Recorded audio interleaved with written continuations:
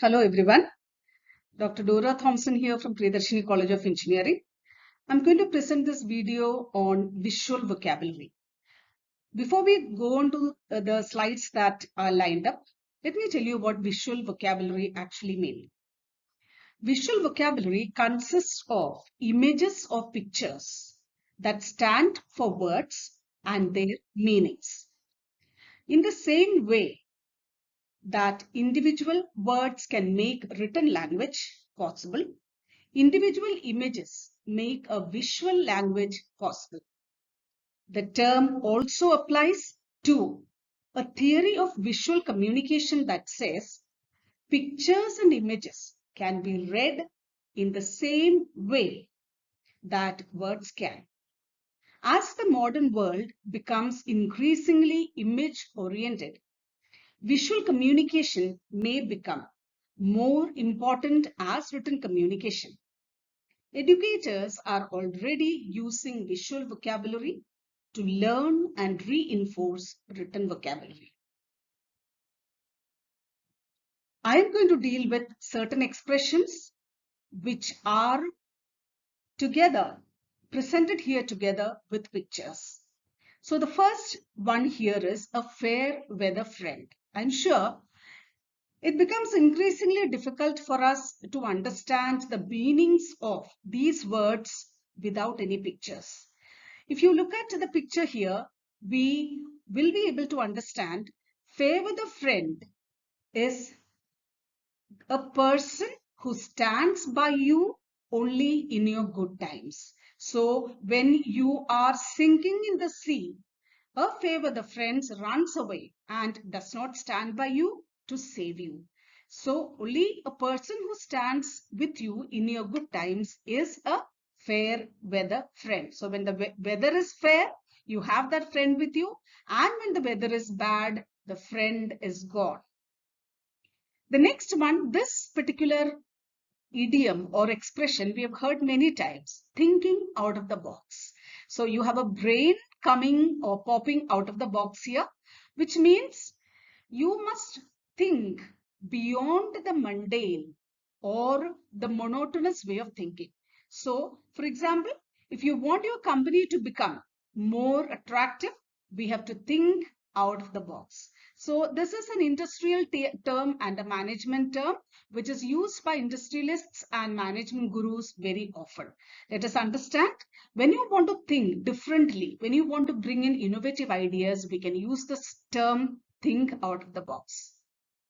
Next one is get in someone's hair. If you can look at the picture here, you can see little figures trying to snatch the hair of a very big figure out here. So it is a very painful activity to undergo when someone tries to pull your hair. The expression here is get in someone's hair. That means to irritate someone, to frustrate someone, or to bother someone. Let's come to the next one. Take a cat nap is the next idiom. So taking a cat nap means to take a quick nap. That means we also have a word in English which is called as a siesta. An afternoon siesta can be in parallelism with this kind of an expression. So an afternoon siesta may be the same as taking a cat nap. But the difference is a cat nap can be taken anytime, but a siesta, which is also called as a short sleep, is taken in the afternoon. So if you look at the sentence here, I'm going to take a cat nap before the meeting, a very short sleep, which will refresh you and make you more active thereafter. The lion's share. I am sure we have heard of this idiom, this kind of an expression. That means having the most part of something. That means if you have a company, if you have a 75% hold in the company, that means you have the lion's share in the company. So the biggest part of something is the meaning for the expression, the lion's share. The lion's share of the government's budget goes to the military. That means the biggest part or the largest part goes to the military. On pins and needles. So when you talk about pins and needles, we say that you're standing on the pin or you're standing on pins and needles. That means when you are extremely worried or when you are extremely excited about something, and when you're not able to take a decision, or when you are in an undecided mode, or when you are in troubled times, we can say that you are on pins and needles. So we were on pins and needles until we heard that your plane had landed safely. So to be very worried, to be very anxious, to be extremely anxious about something is when we are on pins and needles. Hitting the books is again a very significant idiom, very important idiom when it comes to literature lovers.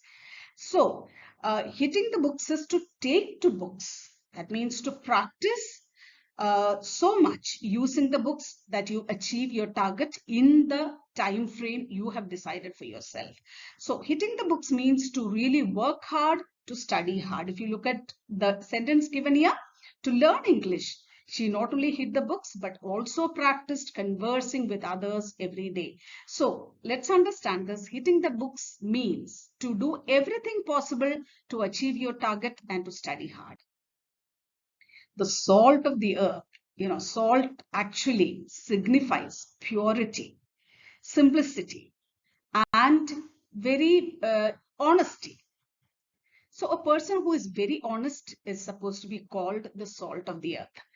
I'm sure we have not heard of this idiom so much because it's not very, very popular. But if you are a voracious reader, I'm sure you have come across this idiom in the books that you have read. Mrs. Jones is the salt of the earth. She is the first to help anyone in trouble. Someone who is very naive, simple, honest, helpful, and available to anybody in time of need is supposed to be called the salt of the earth. Cost an arm and a leg, this means to be very, very dearly or very costly or very exorbitant or expensive.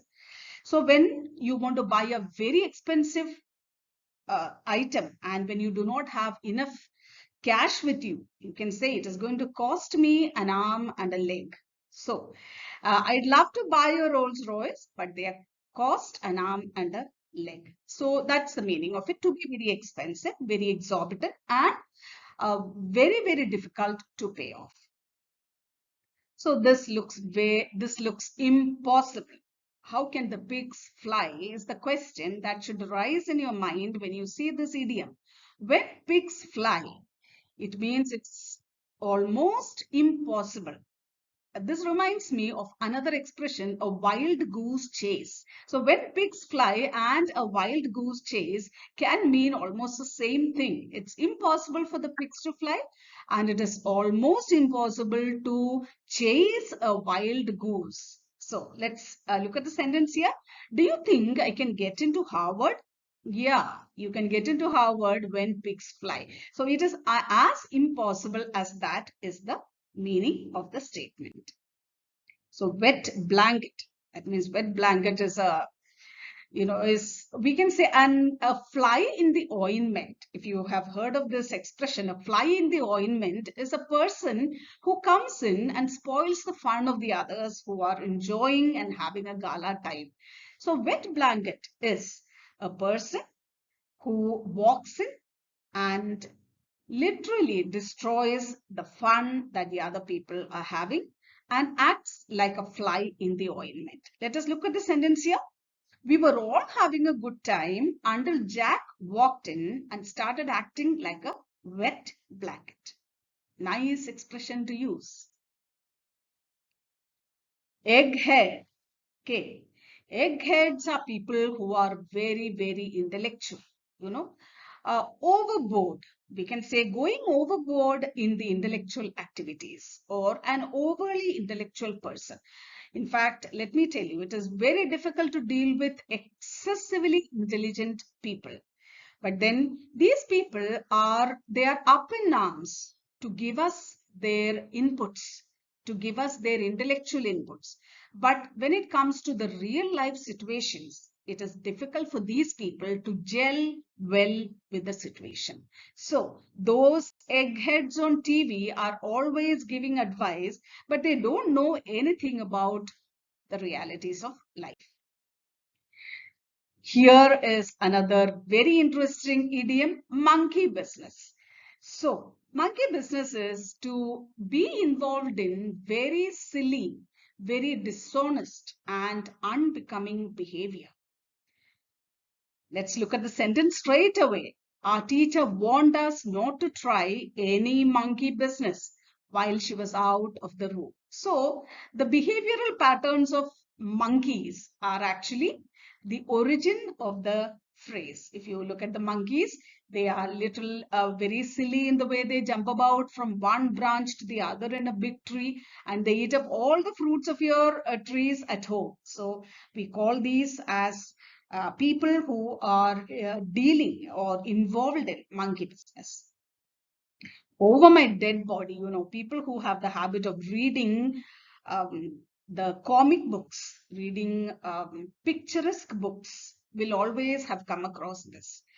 I will never let you do this. Over my dead body means if you ever want to do it, you have to kill me first, and then you can do it. So let's look at the sentence here. John says he's going to buy a motorbike. Over my dead body. That means I will never allow you ever to buy a motorbike. That's the meaning of over my dead body. An armchair expert is again another management term. People who are very intellectual, who know a lot about a lot of concepts and subjects, but have less experience and in-depth knowledge of the subject that they speak highly about. So, a person who knows a lot about the subject but has little or no experience or real understanding of it. So, people can give a lot of advice, can share a lot of knowledge. On the other hand, they are not able to connect with real life situations or have no understanding of the reality when it comes to the subject. I can give you a lot of advice about driving, but you have never driven in your life. You are just an armchair expert. Let's come to the next one, the last straw. The last straw. That means a lot of events have gone by and you finally realize that you cannot now sit back and accept the situations lying down. So the last in a series of unpleasant events that finally makes you feel that you cannot continue to accept bad situations anymore. So you say, I've had it. That's enough. Enough is enough. He's always been rude to me, but it was a last straw when she started insulting my mother. And to such situations, we have reactions like, enough is enough. I can take it. I cannot take it anymore. Call it a day. I'm sure this is a very popular phrase which all of us have heard at some time or the other. It is like, calling it quits. Calling it quits and calling it a day is both the same, having the same meaning. So you stop doing something, if you're working and you suddenly reach a time, a situation wherein you realize now you can no more work, you can call it a day. You are tired of working. You're tired of the pressure of working. You are tired of managing time and stress of the workplace. You can call it a day or you can call it quits. So, to stop doing something, especially working, let's look at the sentence here. I'm getting a bit tired now. Let's call it a day. I'm sure this is going to help you make more meaningful sentences in your own terms, in your own situations. On the rocks. So there are two people sitting on two different rocks showing their backs to each other here. The picture shows that they are not in good terms. So we can conclude that their relationship is on the rocks.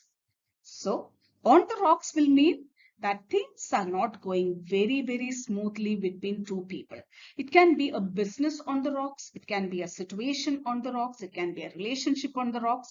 So we have here a man and a woman and their relationship on the rocks. That's all for today. Thank you.